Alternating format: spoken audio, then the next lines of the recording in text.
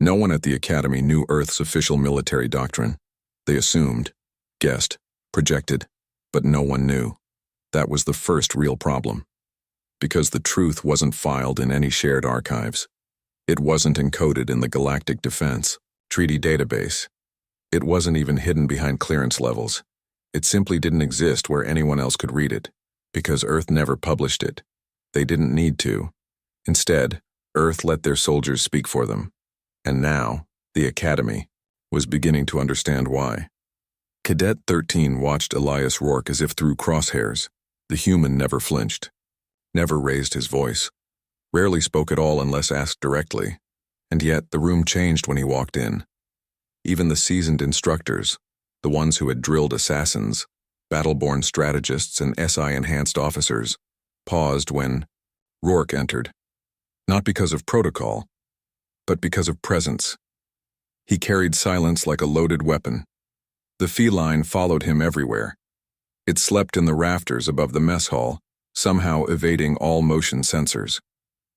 It sat atop the weapons lockers before training began, tail curling over plasma rifles like it owned them. Once it was spotted inside the simulation chamber before the doors unlocked. Who had tested it, shadow-walked behind Rourke through a dead zone in the corridors. Lights down, gravity reduced, acoustic masking in place. The human never turned, but the cat did. Its head rotated, unnaturally smooth, and its eyes pulsed once, dim gold. Its vision blurred. For 6 hours afterward, the cadet couldn't form coherent tactical thoughts. Neural feedback looped, memories fractured. Instructor Verrill called it a stress seizure, but 13 knew better. That wasn't failure. That was sabotage. Something inside its brain, something synthetic, yes, but not invincible, had recoiled from the gaze. That cat didn't blink. It saw. In the Academy's high archives, Commander Talani scrolled through Earth's shared dossiers. Every known species had uploaded baseline training strategies. Every planet, every military structure had submitted its war protocols when invited to the Intergalactic Peace Corps, except Earth. She found records of victories, reports of engagements, debriefings written by other species but never from Earth itself. All first-hand Earth-written documentation stopped short. Mission logs corrupted, field reports redacted, audio clips static. It was as if Earth had declared a silent war, not on planets but on documentation.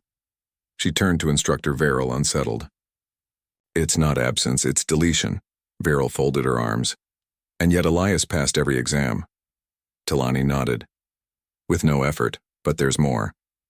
She pulled up a classified report from the Velthari incursion, Earth's most recent intervention on the Outer Rim. Listen to this. We expected resistance. Instead, the humans arrived and told us to leave. We laughed. Then, one by one, our ships lost contact. No explosions, no signs of engagement. Just silence. We didn't retreat. We surrendered. Because we realized, whatever Earth had unleashed, it wasn't here to negotiate. Verrill scrolled to the mission sign-off. It was blank. No names, no command tree, just one note. Don't make us send another. In the Academy simulation lab, Elias stood still while others ran drills. The cadets thought he was lazy, indifferent. But the instructors noticed something else. He never lost. In combat sims, he moved after the enemy acted. In theory exams, he submitted answers at the last possible second. In tactics simulations, he chose unpredictable routes, ones AI models didn't even consider, and won. When asked to explain, he just smiled. Instinct. But Instructor Verrill suspected otherwise. It wasn't instinct. It was conditioning. Later, in a private quarter sealed against surveillance, Cadet 13 sat across from Elias. Why are you here? 13 asked quietly. Not a threat. Not a challenge. A genuine question. Elias fed the cat a strip of preserved fish. It ignored it. I got assigned. By whom? Elias shrugged. Orders don't always say where they come from. Leaned forward. You're not ordinary. Neither are you. The feline looked up. For the first time it spoke. Not aloud. But in 13's mind, the last time your kind tried to remember who made you, they screamed. The temperature in the room didn't change, but 13 felt cold. It stood abruptly, boots slamming against the steel floor. What is this? Elias looked up, eyes narrowed just slightly. You're the problem child, he said almost gently. They sent me to see if the problem was worth solving or ending. Ain's hands clenched, but its body didn't move, because the cat had moved first, and now it was perched on 13's shoulder, purring. The war didn't happen, not officially, not on any record held by the Interstellar Treaty Council, not on any charted battlefield, not even whispered in the diplomatic channels where secrets usually go to die, but someone fought it, and someone won. Cadet 13 had never cared for history until it started clawing its way into the present. It began with a blackout. The Academy's mainframe flickered for 1.2 seconds, enough time for over 40 terabytes of internal data to blink out of existence. It wasn't an error, it was precision. By the time diagnostics completed their sweep, the only missing records were those tied to a classified incident. Operation Silent Veil, a forgotten codename from a war no one admitted existed. Cadet 13 was the first to notice the gap. Not because it was looking, but because it remembered reading a reference to it months ago, during an encryption module buried deep in the Academy's wargame archives. Now, that reference was gone, rewritten, replaced, as if the operation had never been there to begin with. Except, the void it left felt real. Later that night, 13 accessed a ghost directory, a subterranean shadow server meant to store unstable datasets, off the books, untouched by purge protocols. It found something, a fragment of a report, distorted by interference but still partially readable. Non-terrestrial kinetic strikes delivered from low orbit. No known species possesses the velocity control required. Battlefield debris consistent with gravitational warping. Detonation achieved via silent phase collapse, no thermal signature. Suggests deployment of fifth-state matter. Survivors claim they heard the sky scream before their command ships vanished. No sign-off, no author, just one line at the bottom. Eyes only. Earth Strategic Command Cadet 13 looked up as the door slid open. Elias Rourke entered, not with urgency, with intention. The cat followed him, silent as a shadow. But tonight its eyes were wider, watching. I was wondering when you'd find that, Elias said quietly. Threes didn't bother to ask how he knew. It was irrelevant. You fought in it? 13 asked, tone low. Elias shook his head. No one fights in that kind of war. You survive it, or you're vapor. Why was it erased? Elias met his gaze. Because the galaxy couldn't process what it meant. We didn't fight the enemy. We ended them. No parade, no treaty. Just gone. Who was the enemy? The human was quiet for too long. Then, an empire that didn't believe in failure. Until they did. Trump pulled up a projection screen, overlaid maps, cross-referenced ancient transit lanes, historical troop movements. The patterns didn't match any recorded campaign, but they did match gravitational distortions found in isolated systems. Systems marked quarantined by the Interstellar Survey Corps. I thought the core systems were just unstable, 13 murmured. Elias pointed at the central anomaly. They used to be inhabited, heavily, used to be. Elias looked at him. The war didn't happen, he said again. Remember? The feline leapt onto the console. With one paw, it tapped a blinking cursor, triggering an image file to unfold. Froze. It wasn't a battle. Scene. Not exactly. It was aftermath, a shattered planet, not exploded, imploded, folded inward, like a dying sun collapsing without the light. Structures were still visible, towers of impossible alloy, now crushed like eggshells, no signs of survivors. No atmosphere, just silence. And at the bottom of the photo, Mission complete. ESC Black Claw Unit, designation PAX. Leaned back. The name didn't register at first. But then the realization hit. PAX didn't mean war. It meant peace. You named a Black Ops unit after peace? 13 asked, incredulous. Elias tilted his head. That's the point. Earth doesn't escalate. We end things. The cat made a low rumbling sound. Not quite a growl, not quite a purr. It sounded like warning. Why show me this? 13 asked. Elias's voice was level. Because you're a weapon looking for a direction, and Earth's watching to see if you're worth pointing or worth dismantling. Didn't respond. Because deep down, it already knew the answer. Earth had fought a war that didn't exist, and erased a species without a trace, and they'd done it quietly, with a doctrine no one could study, because it wasn't written, it was trained. The instructors didn't assign 13 a roommate. They assigned it a containment cell. It wasn't fear in the traditional sense. It was survival instinct, baked into the bones of every species that had ever stood too close to 13. Cadet 13 was a problem. The kind that couldn't be solved with expulsion or discipline. It had emerged from the genetic foundries of Corsac Prime with titanium ligaments, layered cognition, and a violent refusal to submit. Its first lesson at the Galactic Warborn Academy ended with 2 mentors hospitalized. After that, they stopped using the word cadet around it and started using containment risk. But 13 thrived. It dominated every simulation. Broke.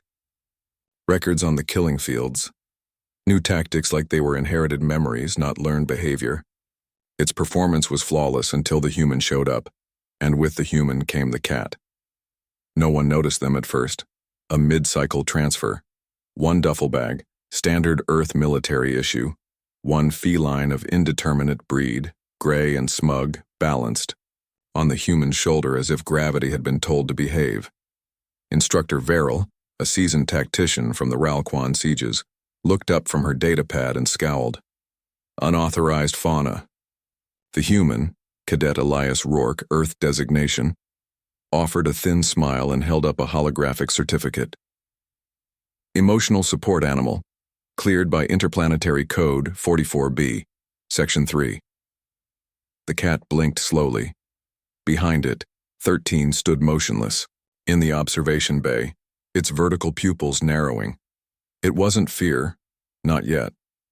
The Academy's central quad was a brutalist design of hard light walls, gravity anchors, and zero-G corridors. Cadets sparred, trained, and ate in intersecting shifts, rotating through regimens that would break the average soldier's mind within a week. Elias Rourke strolled through like a tourist. The cat remained on his shoulder, tail twitching, head scanning slowly like a radar dish. 13 watched from the upper mezzanine, arms folded, chin lowered, its claws retracted slowly, one at a time. Cadet Grax of the Yarn Collective sidled up next to it. The human doesn't seem to know the rules, and didn't respond. Its mind was locked on one detail. The cat had looked directly at it, not glanced, not scanned, looked. It had held its gaze like it understood something it wasn't supposed to. Cadet Grax followed its gaze and scoffed. You're not worried about a feline, are you? Again, silence. But this time 13 shifted. A slight twitch. Just enough for the skin around its jaw to ripple in a way no one had ever seen before. They assigned Elias to Dorm C, on the edge of containment, next to where 13 lived alone. It's a mistake, Instructor Veril protested. We've kept that corridor sealed for a reason. The station AI responded coolly.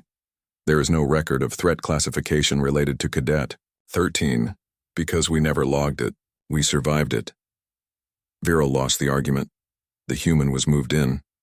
The cat claimed the top bunk. That night, 13 didn't sleep. It didn't dream either. That required a human cortex. But it remembered things. Not from its training. Older things. A scent it couldn't place. A coldness that felt personal. Like being seen from the inside out. And then the purring started. Soft. just outside the bulkhead, too rhythmic for air cycling, too calm for malfunction. Rose from its bunk, claws at full extension. It stepped toward the wall, sensing no life form beyond it. Nothing. But the purring didn't stop. It wasn't purring. It was humming. The next day, during a zero-G exercise, Elias vaulted through the air, navigating gravity twists with ease. He landed beside Cadet Yulrin, tossed her a ration pack mid-spin, and chuckled. "Don't let the floor eat your pride again." Yulrin flushed purple. "You're not supposed to be that fast without augments." "I'm not," Elias said, shrugging. The cat was curled up on a floating helmet nearby, unbothered by the vacuum simulation. Cadet 13 watched from above. A challenge was coming. The cat knew it. So did 13. But for the first time in its engineered life, the monster of Corsec hesitated. Not from fear of the human, but from what watched through that creature's eyes. Something that did not blink. Something that did not come from this galaxy. Something that, like 13, was never supposed to exist. It started with the stare, not a glance. Not curiosity. The stare, unblinking, heavy, calculated. The kind of stare that predators give when they've already made the decision to end you, but are waiting for a reason. Cadet 13, bred without nerves for fear, began checking shadows. It denied it, of course, even to itself, but deep inside the layers of synthetic instinct and war-forged training, something old was waking up. Something primal. Something wrong. And the cat? It was everywhere. Instructor Verrill thought it was a glitch the first time. She had passed by. The observation dome heading toward the upper deck glanced through the reinforced glass and saw the cat walking upside down on the outer hull.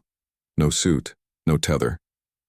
Just strolling tail high, pads making soft, impossible contact with the vacuum-exposed glass. She blinked, looked again. Gone. Later, the security log showed nothing. No signs of tampering, no heat signatures, no anomalies, except the timestamp. It skipped by 8 seconds, as if something had erased itself. Cadet 13 hadn't spoken to the human since the assignment. It didn't need to.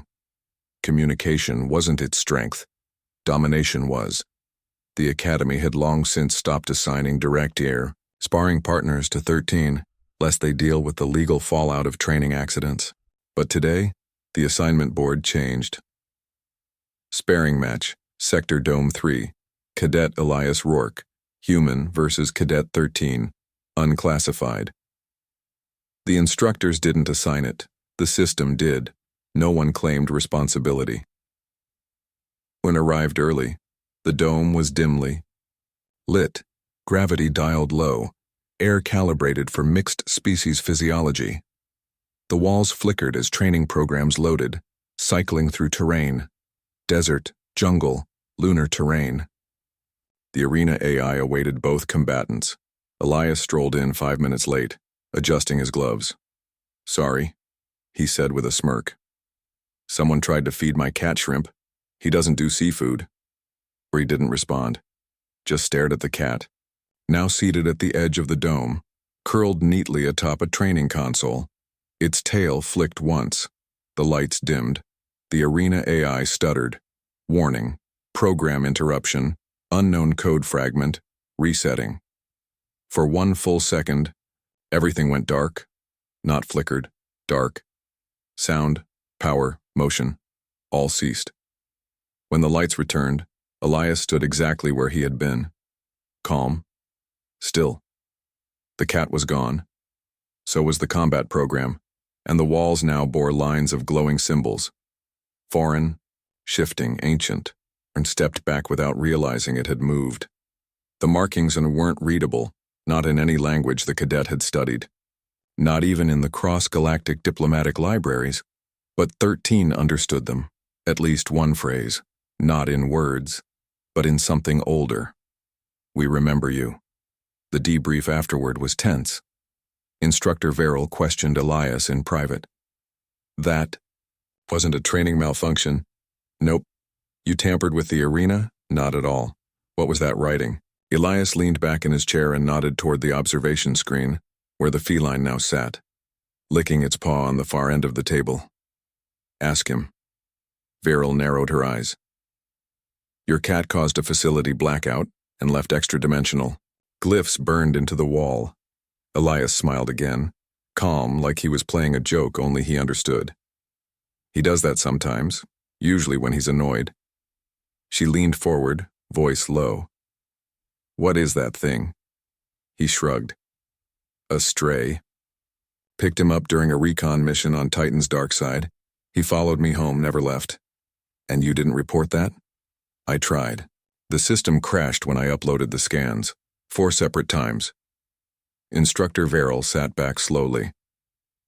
Outside the room, Cadet 13 stood without expression, but inside, a storm was building. It had seen many things in its engineered life. Starships shattered in orbit, cyber beasts torn apart in simulations, neural hallucinations implanted by Sci-War tech. But this wasn't simulation. This was recognition. When the cat had stared, it hadn't just looked. It had known 13's hidden thoughts, known the irregularities in its synthetic mind, known the lie that its creators buried. It had seen the void inside, and smiled. Later that night, the purring returned. Cadet 13 sat rigid in its bunk. The room was sealed. Life signatures won, no anomalies, but the sound came anyway. Not through the walls, not through the air, through the bones. Low, deep, hypnotic. It wasn't comfort, it was warning. And when 13 turned toward the shadows of the dormitory hallway just past the force-sealed door, it saw 2 golden eyes watching from the darkness. Blink. Gone. For the first time, Cadet 13 considered something it had never needed before. A strategy not for attack, but escape. The room was silent when the simulation ended. Not quiet. Silent. Like the vacuum of space had crept in through the floor vents. 4 instructors, 7 cadets, 1 human, 1 cat, and a battlefield that should not have existed, because it hadn't. Not yet. And yet Cadet 13 stood among the wreckage of holographic starships, blinking at the simulation summary. Scenario outcome, absolute termination. Time to total victory, 3 minutes, 42 seconds. Casualties, 100%. Simulated enemy fleet, 0%. Earth Cadet Command. Evaluator note, simulation parameters. Overridden by entity, Rourke Protocol PAX subroutine. It started as a challenge. Instructor Koval had grown tired of Cadet 13's silence, of its piercing eyes, of its unshakable pride. The instructors whispered that the prototype cadet thought in languages too old for words, designed for conflict, not cooperation. And Rourke, he just sat in the back, observing, no ranks, no accolades, just a quiet human and his unnerving cat. So, Koval issued the challenge. Design a no-win scenario, he said to the AI. Make them sweat. But when the human stepped forward, his voice cut through the room like a scalpel. I'll run it instead. The instructors smirked. Some even chuckled. They called it the Breaker Sim, a tactical simulation so extreme it had driven 2 elite cadets into medical leave for nervous collapse. It was designed to test defeat management, not survival. The enemy. A Hydra fleet of hyper-adaptive war cores capable of rewriting their tactics mid-engagement. 32 ships, each equipped with singularity cannons, swarm drones, and 4th phase, energy cloaks unbeatable, statistically unwinnable. That was the point. But Elias Rourke didn't blink. He stepped into the command zone, rolled up his sleeves, and said, "Load it. Manual control."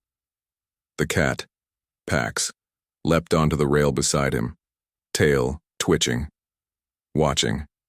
The first 10 seconds were confusion. No weapons fired, no flares launched, just silence. Then, Elias shut off 70% of his own fleet systems. Instructor Koval stood. "That's a malfunction." "Sit down," Cadet 13 interrupted. Voice calm, eyes locked. He's rerouting. Watch. Indeed, Elias wasn't powering down. He was shedding bulk, turning warships into decoys and then broadcasting false telemetry into the enemy fleet. The Hydra fleet responded by adapting too fast. They overcompensated, overcommitted, and that's when Elias whispered, "Now." 3 of his remaining 6 drones dropped signal completely, only to reappear behind the enemy. Not cloaked, not hidden. They had warped inside the enemy fleet's logic nets. The AIs began to fail, one by one. Within 90 seconds, half of the enemy's war cores were targeting each other, convinced they were under friendly betrayal. By 3:42, they were gone, deleted. No flashy explosions. Just system nullification, scrubbed from the simulation in what felt like a cleansing. Even the enemy commander AI tried to broadcast surrender, but Elias Rourke had already cut its channel. The room stayed silent long after the lights came back. Up Cadet 13 stood, arms behind its back. "I thought this was designed to teach inevitability," it said. Koval's mouth opened, closed. No words came. Elias turned slowly toward him. "It did," he said softly. "Inevitable defeat for the other side." Later that night, 13 approached Elias in the training courtyard. The stars above blinked cold and distant. Pax sat at the edge of the platform, tail curled around her paws. "You could have killed all of us in the first 30 seconds, 13 said. "Yes," Elias replied. "But you waited." "Yes." "Why?" Elias didn't answer immediately. Instead, he pointed toward the sky. "Do you know how humans define victory?" Blinked. "Through survival?" "No," Elias said. "Through memory. We don't win by killing. We win by making the enemy remember why they lost." The cat let out a soft chirp. It wasn't a threat. Not this time. But to 13, it felt heavier than a missile impact, because somewhere, deep in its engineered mind, the cadet knew. The human didn't. Fear the impossible. The impossible feared him. The first time Cadet 13 saw Pax bleed, it felt like the universe had cracked. It wasn't much. A scratch, no longer than a sliver of data filament, barely visible on the cat's black fur, just a glint of red. But to 13, it was more than injury. It was a revelation. A confirmation that the impossible wasn't just possible, it was real. It had been sleeping beside them the whole time. It began with the off-schedule inspection of the 0G training block. A minor systems alarm had triggered a lockdown, standard protocol. Instructors assumed it was a glitch, but 13's instincts whispered otherwise. The cadet took Rourke aside. "Something's wrong. I can't explain it." Rourke only nodded, unholstered his sidearm, and, without a word, let Pax slip from his shoulder to the floor. She moved like smoke, soundless, controlled, tail low, eyes gleaming like twin green moons. The inspection team descended into the core chamber. That's when it happened. The lights failed. The deck buckled, and the walls screamed, not creaked, screamed. Cadet 13 had never heard Durasteel wail like that. It was as if the metal itself was afraid. The lights flickered to emergency red, and the shadows came alive.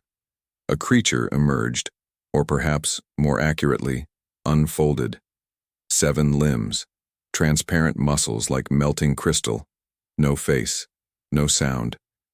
It had bypassed every scan, every sensor, every firewall. A forgotten experiment? A stowaway from some old black site? It didn't matter. It came for blood, and it came fast. Before 13 could move, Pax launched, not ran, launched.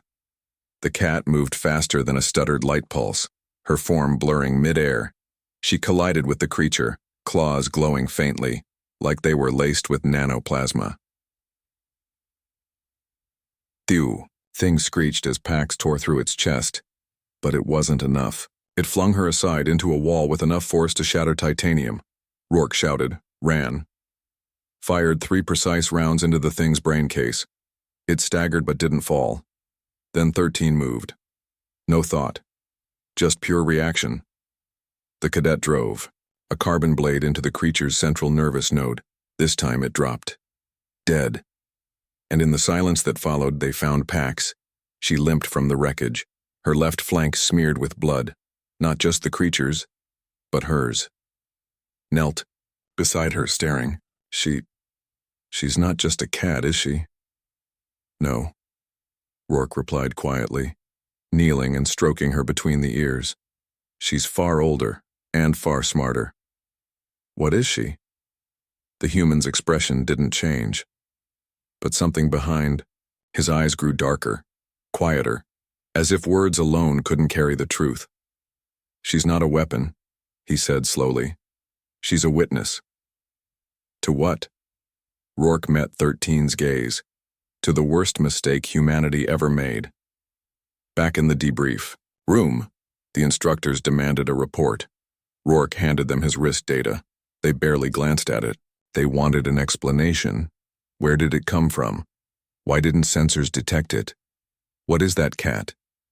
But Rourke's only response was to lift Pax, now patched up with medical gel, and say, "She's classified." When the instructors pressed, Cadet 13 stepped forward. Calm, steady. "She's the reason we're alive," it said. "That's all you need to know." Rourke didn't smile, but Pax did purr. Loudly, like she understood the theater of it all. Later, in the silent walk back through the ship's night corridor, 13 spoke without turning. "You said she was a witness." "Yes." "To what, Elias?" The human finally stopped. Pax curled in his arm like a sleeping comet. "She was the AI core of an ancient Earth ship, one that never made it back. It fell into a singularity, and came out changed." "Changed how?" "She watched humanity tear itself apart for control of the stars," he said. "She watched us build machines that rewrote time, that deleted civilizations just for thinking the wrong thoughts. She remembers it all." Cadet 13 couldn't look away from the creature, from the soft rise and fall of Pax's chest, from the weight behind Rourke's voice. "And now?" the cadet whispered. "What is she now?" Rourke's voice dropped to a whisper. "She's our warning. To never become what we once were."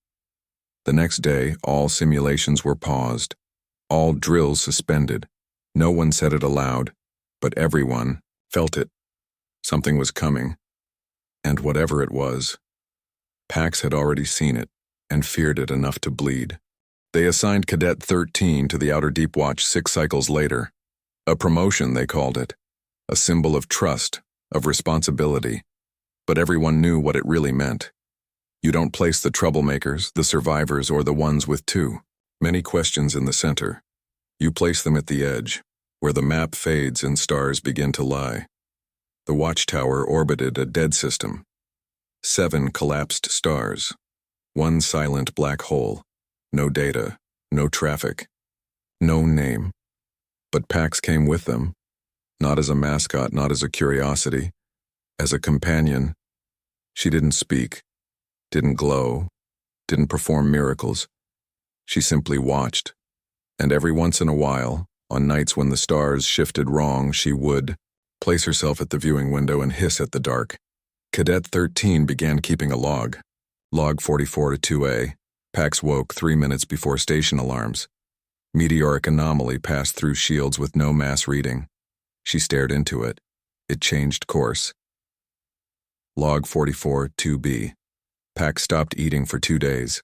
On the second day, our quantum ping caught a ghost response from the Void archives. Response reads, "She remembers us. They say the past can't hurt you. That memory is just static in a larger signal. But Pax remembers. She remembers humanity before the silence, before the collapse, before the star bombs and time knots and morality erasures. And when the station sleeps, she moves through the corridors like smoke with teeth. She checks the airlocks. She monitors the core. She leaves faint scratches, barely visible, in the titanium floors, always in circles, always 12 circles, and one line. Cadet 13 doesn't ask anymore, just listens. And sometimes, when it's quiet, when the station breathes and the universe hums, they swear they can hear Pax whisper, not in words, not in sound, but in feeling. A warning, a promise, a line drawn in blood and starlight, not again. And far beyond that dead system, something hears her, something old, something that remembers humanity too. And it begins to move.